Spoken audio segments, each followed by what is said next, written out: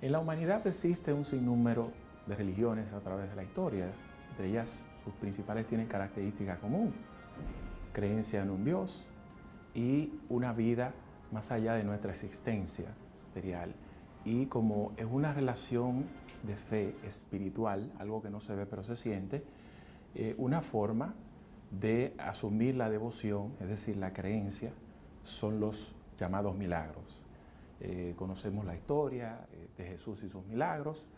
Eso se ha tratado de reproducir. Ustedes incluso recuerdan lo ocurrido el año pasado con el caso de Tibilloso y los supuestos milagros que siempre han envuelto todo una serie de mitos sobre si realmente los milagros existen o no. Así es, nosotros no somos quienes para emitir tal vez un juicio al respecto, pero sí damos la oportunidad en este espacio de que la gente se exprese con este tema. Como ya vimos las opiniones en la encuesta, muchos entienden que sí, que han recibido estas bendiciones en su vida, pero también en este espacio, como bien mencionó Elvin anteriormente al inicio de nuestro programa, vamos a tener opiniones de expertos en la fe, que son personas que pues viven diariamente hablando sobre la palabra de Jesús y sus opiniones de acuerdo a sus diferentes corrientes ideológicas religiosas sobre los milagros y diferentes temas relacionados a la vida cristiana. Así es, y en este caso vamos a ver primero la participación de Rafi Paz, que es un pastor evangélico, precisamente hablando sobre todo esto, hablando de si creer en la fe, la importancia de la fe, de si él entiende que existen los milagros y también su opinión del por qué esa encuesta que ha dado tanto de qué hablar, de que la gente se está alejando de la Iglesia Católica y quizás está creciendo la cantidad de ateos, la cantidad de agnósticos o la cantidad de gente que se está yendo más a la Iglesia cristiana evangélica, para conocer el porqué de esta situación y su opinión sobre estos temas. Vamos a ver qué dice Rafi con relación a esto.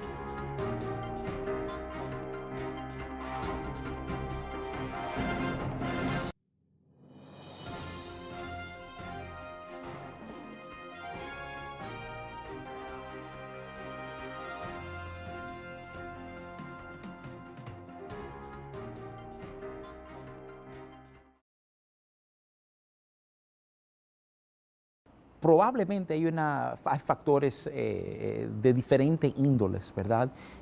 Sí sé que unos años atrás la Conferencia del Episcopado para Latinoamérica, en esencia, redefinió el concepto de un católico activo. Y lo hicieron, según muchos, porque era una manera de proteger un poquito los números que estaban siendo afectados a nivel de los adherentes que tiene el catolicismo versus, digamos, el protestantismo, ¿verdad?, que ha crecido enormemente en Latinoamérica.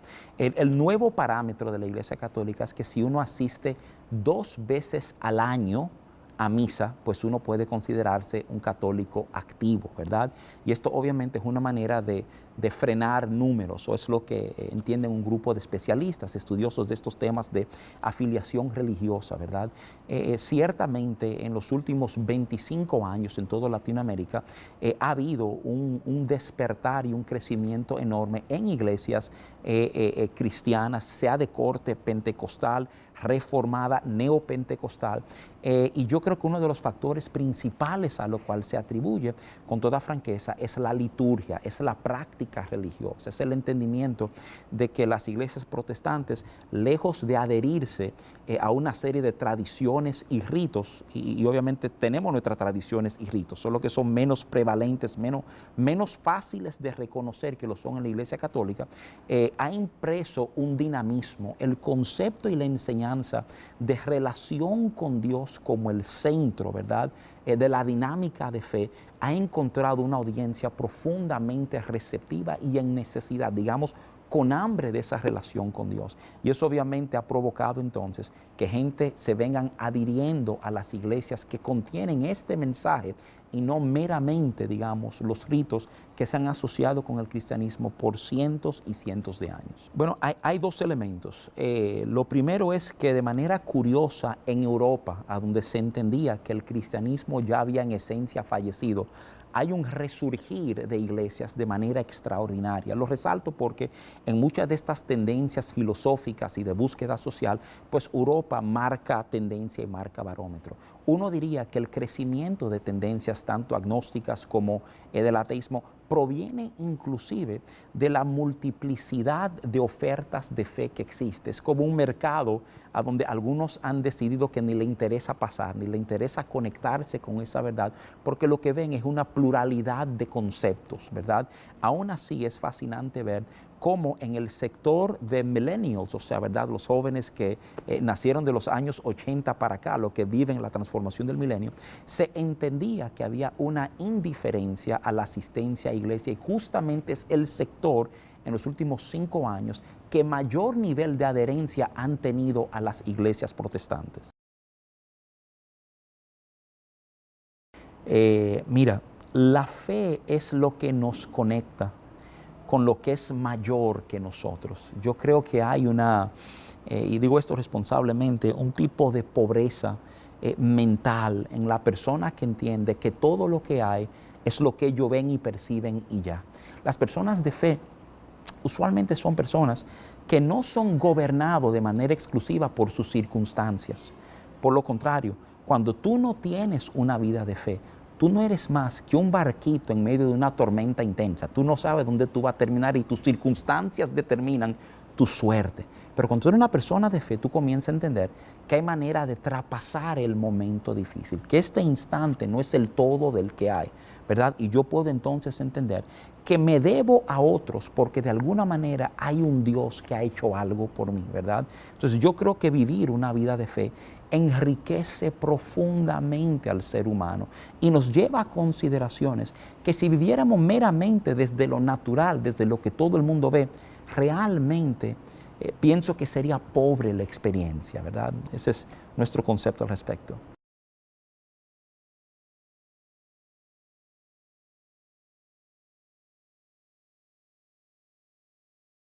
Es bien curioso, ¿verdad?, lo que han sido las tendencias de la Corte Interamericana de Derechos Humanos. O sea, y de historia sabemos algunas cosas. Sabemos que, por ejemplo, no hay ninguna nación que celebre la imposición. O sea, cuando usualmente vienen imposiciones desde afuera, la reacción, digamos, de base es una resistencia. Y yo creo que como otras naciones han llegado a su propia convicción sobre el tema de derechos matrimoniales, ¿verdad?, y ese tipo de equidad social, yo creo que la República Dominicana, que tiene un carácter histórico, un carácter social, un carácter religioso, esos son temas que internamente tienen que ser tratados. Fíjense inclusive que a diferencia de otras naciones, por así decirlo, en el mundo, nuestra bandera porta la Biblia, o sea, nuestro lema de Dios, patria y libertad, ¿verdad? Y creemos, yo sé que hay un sector religioso, cristiano, que creemos en coherencia con las enseñanzas inclusive bíblicas sobre estos tipos de comportamientos, y yo soy de la idea de que antes de que la Corte Internacional de Derechos Humanos, cualquier entidad multilateral o internacional, imponga un criterio, hay un debate a lo interno de la República Dominicana que tiene que darse de cuál será nuestro carácter y nuestra postura frente a este tipo de fenómenos. Es innegable que en un mundo globalizado, o sea, fenómenos como estos van a tocar nuestra puerta, y yo creo que entonces nos toca a nosotros como nación definir nuestra respuesta a esa solicitud y no meramente responder a una imposición que quieren hacer, ¿verdad?, sobre nosotros.